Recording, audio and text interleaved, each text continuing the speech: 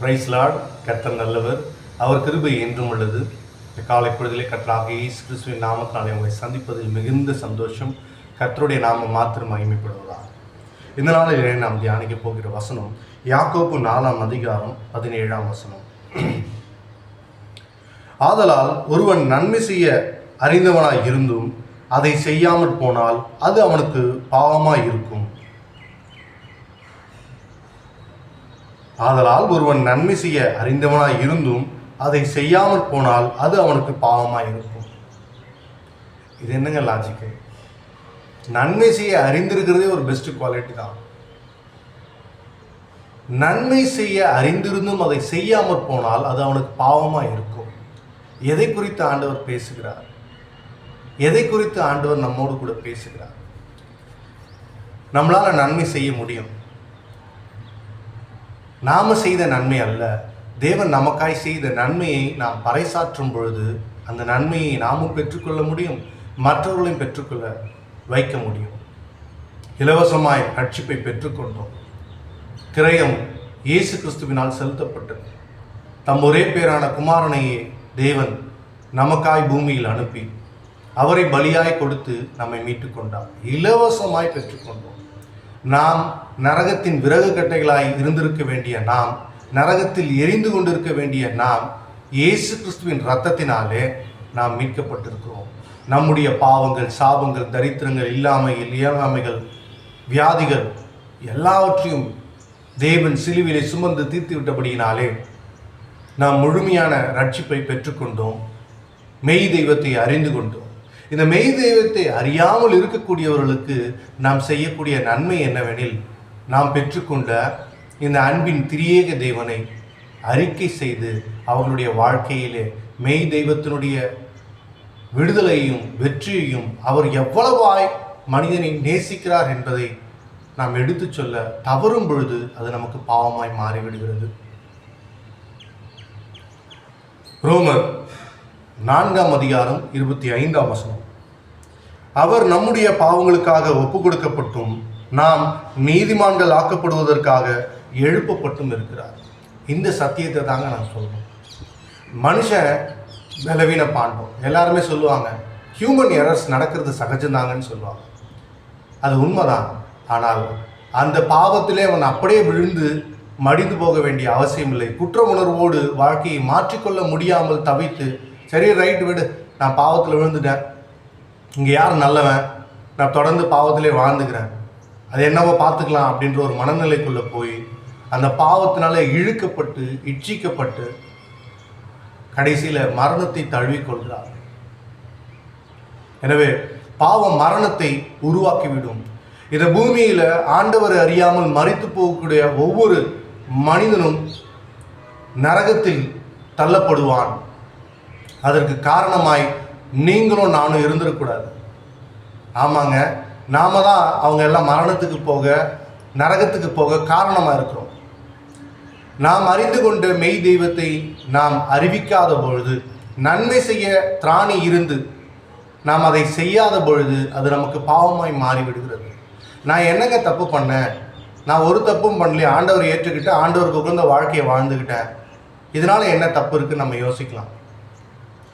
உலகெல்லாம் சென்று படைப்பிற்கு நற்செய்தி அறிவியுங்கள் அப்படின்ற ஒரே ஒரு காரியத்தை மட்டும்தான் தேவன் நம்மிடத்தில் கேட்டுக்கொண்டார். என்று அழிந்திருக்க வேண்டிய நாம் இன்று பிழைத்திருப்பது அவருடைய சுத்த கிருபையினால். காலைதோறும் அவரது கிருபை புதிதாய் உள்ளது. அதை முழுமையாக பெற்றுக்கொண்ட நான் என் குடும்பம், என் வாழ்க்கை, என் பிள்ளைய, என் பொருளாதாரம், என்னுடைய வளர்ச்சி, என்னுடைய நன்மை அப்படின்னு சொல்லி நான் அதுக்கு மட்டுமே வாழ்ந்துட்டு போனால் அது நமக்கு பாவமாய் மாறிவிடும். இந்த மெய் தெய்வத்தை நாம் அறிவிக்கணும். இந்த மெய் தெய்வம் நம்மை தேடி வந்த தெய்வங்க. மத்தேயு 1ஆம் அதிகாரம் 23ஆம் வசனத்தில், அவன் இதோ ஒரு கன்னிகை கர்ப்பவதியாகி ஒரு குமாரனை பெறுவார், அவருக்கு இமானுவேல் என்று பெயரிடுவார்கள் என்று சொன்னான். இமானுவேல் என்பதற்கு தேவன் நம்மோடு இருக்கிறார் என்று அர்த்தம். தேவன் நம்மோடு இருக்கிறார் என்பதை ஒவ்வொரு மனிதனும் அறிந்து கொள்ளும் பொழுது ஜெயமான வாழ்க்கையை வாழ முடியும். மகிழ்ச்சியான வாழ்க்கையை, விடுதலையின் வாழ்க்கையை, சமாதானத்தின் வாழ்க்கையை இந்த பூமி முழுவதும் அறிந்து கொள்ள முடியும். எல்லோரும் அறிஞ்சுக்கிட்டா இங்கே கொலை கொள்ளை சம்பவங்களும் கிடையாது, துன்மார்க்கமான செயல்கள் எதுவும் இருக்காது. நாம் எல்லோருக்கு மேல் விழுந்த கடமை என்னவெனில் இந்த கிறிஸ்து இயேசுவை அறிவிப்பது. இந்த கிறிஸ்து இயேசுவை அறிவிப்பதனால் என்னங்க நடக்கும்? எல்லாரும் பாவமான சிந்தனையிலிருந்து விடுதலை பெற்று இயேசு கிறிஸ்து நம்மை மீட்டார் என்ப அந்த மெய்யான விடுதலையை பெற்றுக்கொள்ளும் பொழுது அவர்கள் மேற்கொண்டு பாவம் செய்ய மாட்டாங்க. பாவத்திலிருந்து விடுதலையாகி பரலோக ராஜ்யத்துக்குரிய பரிசுத்த வாழ்க்கை இந்த பூமியில் வாழ்வாங்க. எனவேதான் கர்த்தர் கற்பித்த ஜெபத்தில் பரலோகத்தில் செய்யப்படுவது போல பூலோகத்திலும் செய்யப்படுவதாக சொல்லியிருக்காரு. பரலோக ராஜ்யத்தில் நிறைவேற்றப்படக்கூடிய கேருபீன்களும் சேராபீன்களும் இடைவிடாது துதித்து ஆராதனை ஏறெடுத்துக் கொண்டிருக்கக்கூடிய அதே காரியம் இந்த பூமியில் நம்மால் நிறைவேறணும். அதற்கு நாம பெற்றுக்கொண்ட இந்த மெய் தெய்வத்தை, ஒன்றான மெய் தெய்வமாகிய உம்மையும் நீர் அனுப்பினவராகிய இயேசு கிறிஸ்துவையும் அறிவதே நித்திய ஜீவன் என்பதை பறைசாற்ற வேண்டும். இந்த கிறிஸ்து பிறப்பின் நாளிலே நாம் கர்த்தரை அறிவிக்க வேண்டும். கர்த்தர் நம்மோடு கூட வாழ விரும்புகிறவராக இருக்கிறார். வானத்தையும் பூமியும் படைத்த சர்வ வல்லமையுள்ள பரிசுத்தமுள்ள பாவத்தை பார்க்காத சுத்த கண்ணர் தன் ஒரே பேரான குமாரனை நமக்காய் கொடுத்து நம்மோடு கூட உறவாட விரும்புகிறார். அதற்கு தடையாக இருக்கக்கூடிய பாவத்தை அறிக்கையிட்டு விட்டுவிட, பாவத்தை இயேசு கிறிஸ்துவின் ரத்தத்தினால் கழுவி சுத்திகரித்துக் கொள்ள தேவன் பலியானார். இம்மானுவேல் என்பதற்கு தேவன் நம்மோடு இருக்கிறார் என்ற அர்த்தம். இன்னைக்கு பலர் கடவுள் எங்க இருக்கிறாரு பார்க்கணும்னு எதிர்பார்க்கிறோம். எப்படி சந்தோஷம் கண்ணால் பார்க்க முடியாதோ, எப்படி பயத்தை கண்ணால் பார்க்க முடியாதோ, எப்படி உணர்வுகளை கண்ணால் பார்க்க முடியாதோ, அப்படியாக தேவனும் நமக்குள் கலந்திருக்கிறார். நாம் அவருடைய ஆலயமாய் இருக்கிறோம். எனவே ஒவ்வொரு கிறிஸ்துவனும் இந்த நாளில் உறுதிமொழி எடுத்துக்கொள்வோம். இந்த மெய் தெய்வத்தை, அவர் செய்த நன்மைகளை நினைத்து பார்த்து கர்த்தரை நன்றியோடு துதிப்போம். என்னுடைய இன்றைய தேவையும் நாளைய தேவையும் அவர் சந்திப்பதினால் தேவன் அல்ல, நான் துரோகியாய் எதிரியாய் பாவத்தில் இருக்கும் பொழுது 2000 வருடங்களுக்கு முன்பதாக அவர் நமக்காய் சிலுவையிலே யாவையும் செய்து முடித்தார். இன்று நான் நீதிமானாய் இருப்பது என்னுடைய சுயநீதியினால் அல்ல, என்னுடைய ஒழுக்கத்தினால் அல்ல. நாம் அநேக நேரங்களில் பாவத்தை செய்ய தவிர்க்கிறோம். பாவம் வேணாங்க, அது தப்புங்கன்னு சொல்லி தவிர்க்கிறோம். அந்த உணர்வுள்ள இருதயம் இயேசு கிறிஸ்துவினால் நமக்கு கிடைத்தது. ஆனால் பாவத்தை தவிர்ப்பதோடு மாத்திரம் நியாயமான வாழ்க்கையை வாழ்ந்துவிட முடியாது.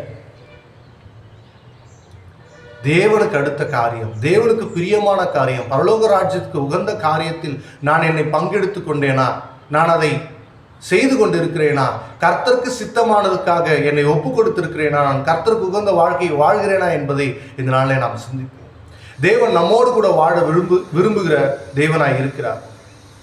இந்த நல்ல தெய்வத்தை அறியாத மக்கள் இந்த பூமியில் பணம், பொருள், உலக பிரகாரமான ஆசீர்வாதங்களுக்காக ஒருவரை ஒருவர் தாக்கிக் கொள்ளக்கூடிய அளவுக்கு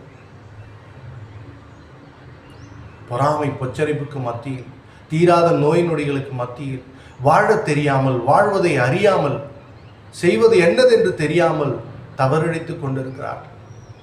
எனவேதான் மரணத்திற்காகவே பிறந்த தேவன், சிலுவைக்காகவே பிறந்த தேவன், கொடூரமான சித்திரவதைக்குள்ளாய் ஆக்கப்பட போகிற குழந்தையாகவே இந்த பூமியில் பிறந்தார், நம்மை மீட்கும்படியாக. எனவே நாம் இந்த உலக பாரங்களை சுமக்க வேண்டிய அவசியம் இல்லை.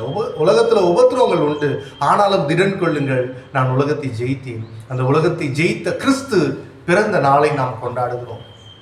இது நாளாக, சடங்காச்சாரமாக, ஒரு கொண்டாட்டமாக மாத்திரம் இல்லாமல் இந்த மெய் தெய்வத்தை அறிவிக்கக்கூடிய ஒரு நாளாக இது மாறட்டும். அவருடைய உண்மையான அந்த விழுமியங்களை நாம் உள்ளெடுத்துக்கொண்டு அதை பறைசாற்றக்கூடியவர்களாய் நாம் மாறணும்.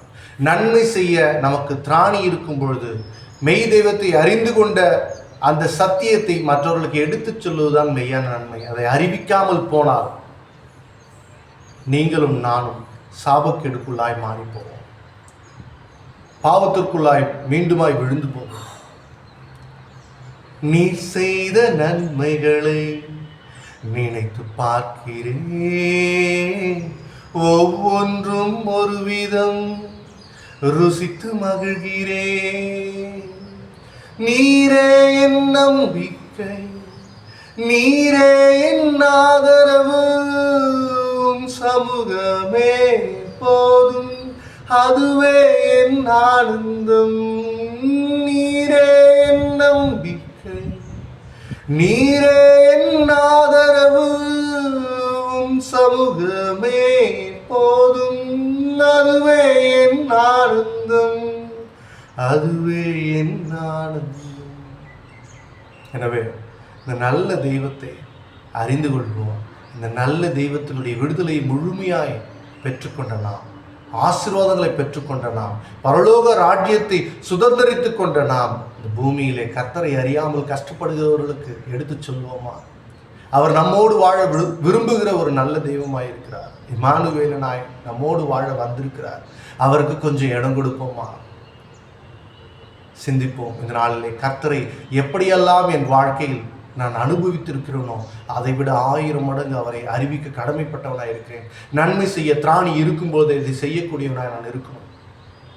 உண்மையாக கிறிஸ்துவை ஏற்றுக்கொண்ட நாம் நம்முடைய குடும்பத்திற்கு மாத்திரமல்ல, மற்ற குடும்பங்களுக்கும் தேவனுடைய அளவு கடந்த அனத்திய அன்பினை எடுத்துச் செல்வோம். கர்த்தருடைய ராஜ்யத்திற்குரிய வாழ்க்கையை வாழ்வோம். கர்த்தர் நல்லவர், அவர் கிருபை என்றும் உள்ளது. அவர் நம்மோடு வாழ்கிற இம்மானுவேலனாய் இருக்கிறார். ஒவ்வொரு மனிதனுடைய வாழ்க்கையிலும் தேவனுடைய அளவிட முடியாத அன்பை நாம் அறிக்கை செய்யும் பொழுது, அறிவிக்கும் பொழுது, அவர்கள் அதை பெற்றுக்கொள்ளும் பொழுது பரலோக ராஜ்யம் கொண்டாடும். பரலோக ராஜ்யம் கொண்டாடும். பரலோக ராஜ்யத்தினுடைய கொண்டாட்டத்திற்கு நாம் காரணர்களாக இருக்கணும் இல்லையா? அப்போதான் வா வா நல்ல விசுவாசியே, வா வா நல்ல ஊழியனேன்னு கர்த்தர் நம்மளை பார்த்து சொல்லுவார். அந்த மகிழ்ச்சியோடு கூட இந்த தேவனை நாம் அறிக்கை செய்வோம். ஆமென். God bless you. Have a good day.